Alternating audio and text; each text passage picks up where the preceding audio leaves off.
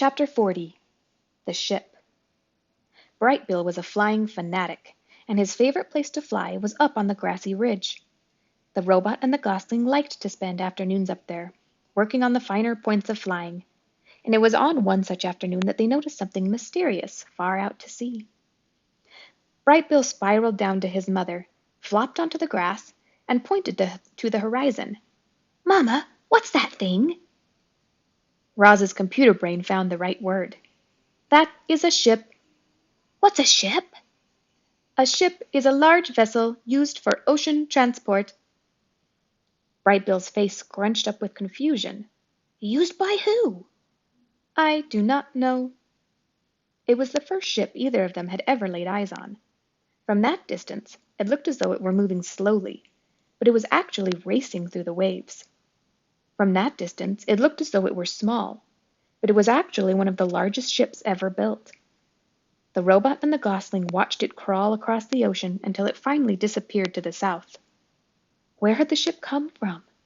Where was it going? Who was on board? Roz and Brightbill had many questions, but no answers. Chapter 41. The Summer. On clear summer days, Roz and Brightbill and Chit-Chat liked to go exploring. They investigated the island's sandy southern point. They marveled at the rainbows that curved up from the waterfall. They surveyed the forest from the branches of tall trees. They met new friendly creatures, and sometimes they met unfriendly creatures. But the only creatures they had to worry about were the bears. One time they came upon a bear fishing in the river, and Roz whispered, "You know what to do." Brightbill flew up and away. Chit-Chat scurried home through the treetops, and Roz melted into the landscape as only she could. Later, they met back at the nest and told their neighbors all about their brush with danger. On dreary summer days, they would stay inside. Roz asked Brightbill and Chit-Chat about dreaming and about flying and about eating and about all the things they could do that she could not. But the youngsters had too much energy to sit for very long. They spent one drizzly afternoon kicking acorns around the nest. Chit-Chat piled them up, and then Brightbill swung his big foot and sent the acorns flying.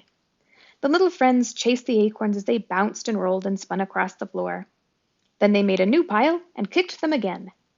Sometimes an acorn would bounce off Roz's body. Clang! And everyone would laugh and giggle together. Even Roz laughed. "Ha, ha, ha," said the robot, trying to act natural. On clear summer evenings, they would sit outside and watch fireflies twinkling around the pond. Then they'd lie back and gaze up at the darkening sky.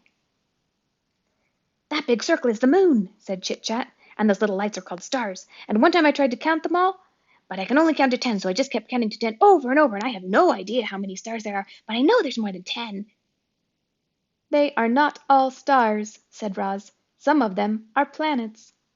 "What's a planet?" asked Chit-Chat. "A planet is a celestial body orbiting a star." "What does celestial mean?" "Celestial means something that is in outer space."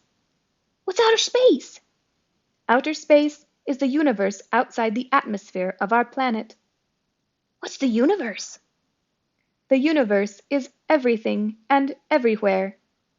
"Oh, so the universe is our island?" None of them would ever really understand the universe, including Roz. Her computer brain knew only so much.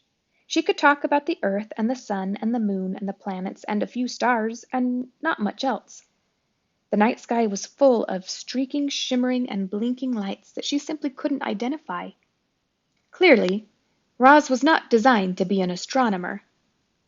On dreary summer evenings, Roz and Brightbill would curl up together, just the two of them, and listen to the rain pattering on the roof outside the nest.